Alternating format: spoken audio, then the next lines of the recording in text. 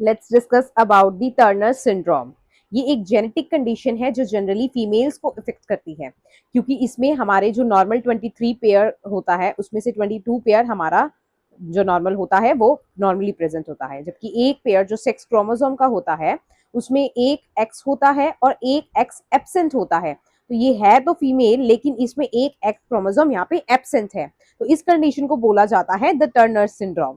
इसमें कुछ कंडीशंस में मोजैसिज्म देखी जाती है। मोजैक वर्ड ही यूज होता है जब दो चीजों को कंबाइन कर दिया जाता है। फॉर एग्जांपल, एक काउ है, वो व्हाइट और ब्लैक कलर दोनों से कंस्टिट्यूट करती है, उसमें व्हाइट और ब्लैक दोनों कलर है, तो उसको मोजैक काउ कहा जाएगा।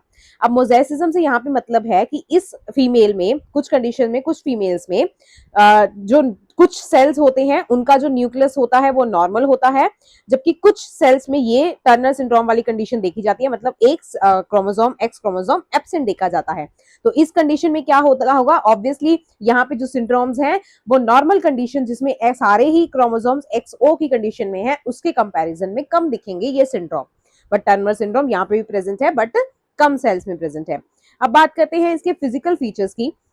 ऐसी कंडीशन में इन फीमेल्स का जनरली शॉर्ट स्टैच्यूर देखा जाता है। इनकी जो हाइट होती है वो नॉर्मल फीमेल्स के कंपैरिजन में स्मॉलर होती है। And then ovarian dysgenesis, the ovary इस कंडीशन में क्या होती है, वो फेल कर जाती है to function normally, leading to primary amenorrhoea.